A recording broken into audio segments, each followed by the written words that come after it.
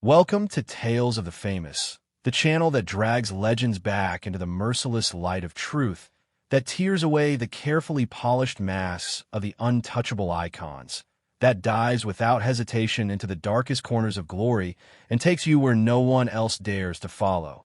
Behind the polished wooden floors of the Hamilton Pavilion in San Francisco on a cool March evening in 1966. Behind the polite applause of a crowd that had come expecting tradition and left forever changed. Behind the night when a 25-year-old television actor walked onto a stage as nothing more than a promotional gimmick and walked off as the man who would quietly, calmly, and completely rewrite the future of martial arts in front of 200 stunned witnesses who never saw it coming. The air in the gymnasium was thick with the scent of sweat, old varnish, and the faint incense some schools burned before their performances. Rows of banners from Okinawa, Korea, Japan, and mainland China hung from the rafters like proud flags of ancient, unbreakable lineages, each one representing centuries of blood, sweat, and unquestioned tradition. Families unfolded metal chairs with the familiar creak of routine. Teenagers sneaked cigarettes in the bathroom and whispered about girls. Older masters in crisp white GI took their places in the front row with arms already crossed, ready to judge everything and everyone. The program had been the same for years. Precise katas executed in perfect silence, synchronized forms that looked like deadly ballet, board breaks that cracked like gunshots, weapons demonstrations that sliced the air with a whistle, polite applause after each school, respectful bows, and the announcer praising every lineage in a booming voice that echoed off the rafters. 4 generations of Okinawan Goju-ryu, direct students of the legendary Yip Man, third-degree black belts certified in Seoul. Everything was orderly, expected, steeped in centuries of heritage, and no one, absolutely no one, imagined that this particular evening would become the night martial arts remembered what it was truly supposed to be.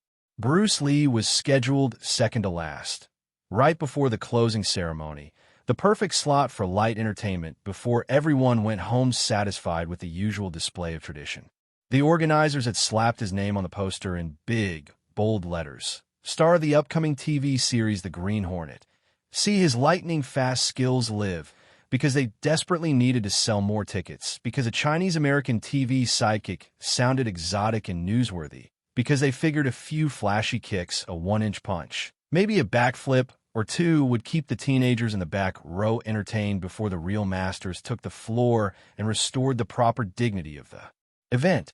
They had even told Phil Trainer, the wiry dojo manager who had booked him, half apologetic, half excited.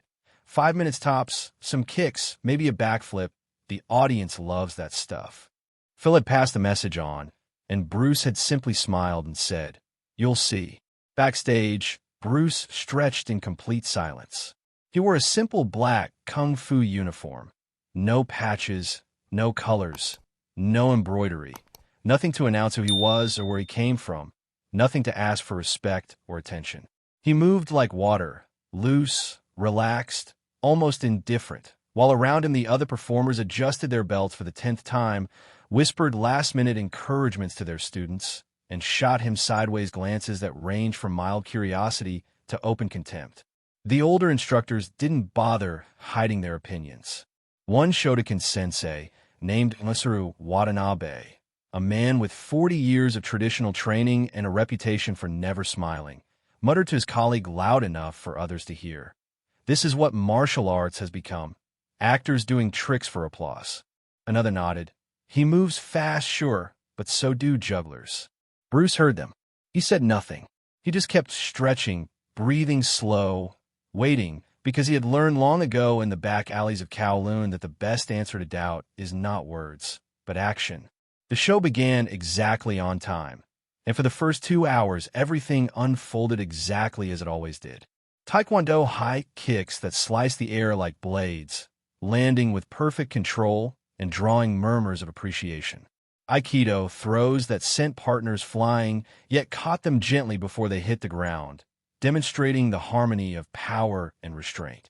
Kempo combinations executed in perfect unison, fists and feet moving like clockwork, every strike landing precisely where it was meant to. Each school took its 10 minutes, bowed deeply, received respectful applause, and stepped aside for the next lineage, while the announcer praised every tradition in a voice that echoed off the rafters and filled the gymnasium with the weight of history. Everything was orderly, expected, steeped in centuries of heritage, and the audience settled into the comfortable rhythm of tradition. Bruce watched from the wings, nodding occasionally, never clapping, not out of arrogance, but because he was studying, absorbing, dissecting every movement like a scientist watching an experiment he already knew would fail under real pressure. He saw the tiny hesitations before high kicks, the split-second recoveries when balance wavered, the moments when a kata looked perfect but would crumble the instant an opponent refused to follow the script. He saw the beauty, yes, but he also saw the cage. When his name was finally called, the energy in the room shifted to mild curiosity mixed with amusement. The announcer put on his best showman voice, the one he saved for circus acts. And now, straight for Hollywood, the man with the fastest hands in television. Bruce Lee. Scattered applause followed. A few whistles from teenagers who recognized Kato from the Green Hornet previews, and some people in the back were already gathering their coats, assuming the real show was over. Bruce stepped onto the floor. He stood in the center, perfectly still, and for a long moment he said nothing at all. Then he spoke, not loudly, not theatrically, but in a calm, measured voice that somehow carried to the very back row without effort. What is martial arts? Is it tradition? Is it repetition? Or is it the ability to express yourself honestly in combat, to adapt when the script is torn up? The room went dead quiet. Even the teenagers stopped chewing their popcorn. He continued, his voice steady and clear, cutting through the incense and the sweat. Many of you here can perform incredible techniques, beautiful forms passed down for centuries. But what happens when those techniques are interrupted? When a real opponent doesn't move the way your kata expects? A few older masters shifted uncomfortably in their seats. Someone near the front scoffed under his breath, loud enough to be heard. Bruce dropped into a simple, relaxed stance, his hands open, his weight balanced. Rather than tell you, he said, "I'd like to show you. If anyone would like to spar, light contact, controlled, any style, come forward." For a moment, there was only silence, awkward and heavy, because sparring wasn't on the program. This was a demonstration, not a challenge, and certainly not an open invitation to test the TV actor in front of everyone. Then a young karate brown belt, maybe 22, eager to prove himself and perhaps score some attention, stepped forward with a smirk that said this would be easy. The crowd leaned in, sensing blood. The match lasted 5 seconds. The brown belt threw a textbook reverse punch, fast, committed, everything his sensei had drilled into him for years. Bruce shifted half a step to the side, parried with his lead hand in a motion so small it was almost invisible, and tapped the man's chest so lightly it barely moved him. Yet the punch never landed. The karateka's momentum carried him forward into empty air, and he blinked, confused, realizing he had been stopped before he even started. Polite applause followed, more out of surprise than admiration. Another volunteer stepped forward, this time a taekwondo black belt with sharp eyes and confident posture. 3 seconds. A boxer from Oakland, heavy, powerful, used to real fights. 2 seconds. Each time Bruce adapted instantly, moving like liquid mercury, never wasting motion, never hurting anyone, just showing the gap between rehearsal and reality, between form and function, between tradition and truth. And then something no one expected happened, something that would be talked about in dojos for the next 60 years. Masaru Watanabe, the Shotokan sensei who had mocked him backstage, the man with 40 years of traditional training, the one who had muttered jugglers, stood up slowly from the front row. The room held its breath. Everyone assumed he was going to challenge Bruce, to restore order, to put the young upstart in his place once and for all. Masaru walked to the center of the mat, stopped 2 meters from Bruce, and bowed. Not a quick nod, not a polite gesture, but a full, deep, 90-degree bow from the waist, the kind reserved for a teacher or a master you revere with every fiber of your being. Then he spoke, quietly, so the whole gym strained to hear every word. I had forgotten why I began martial arts. Thank you for reminding me. The applause that followed was not loud at first.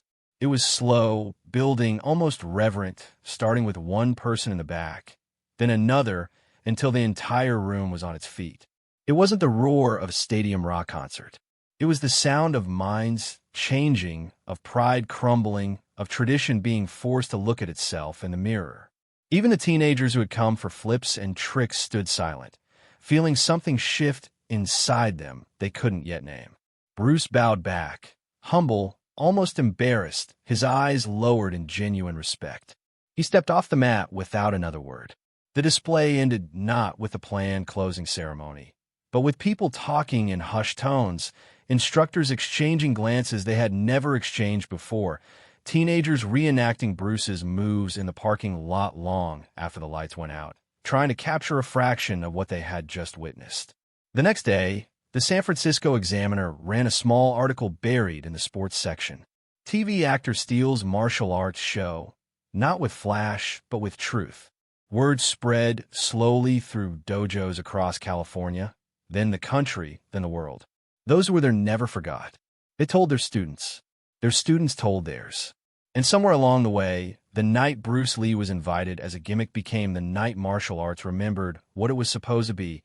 Not a museum of beautiful forms, but a living, breathing art that must evolve or die. Tell us in the comments, no filter. Was Bruce right to challenge tradition?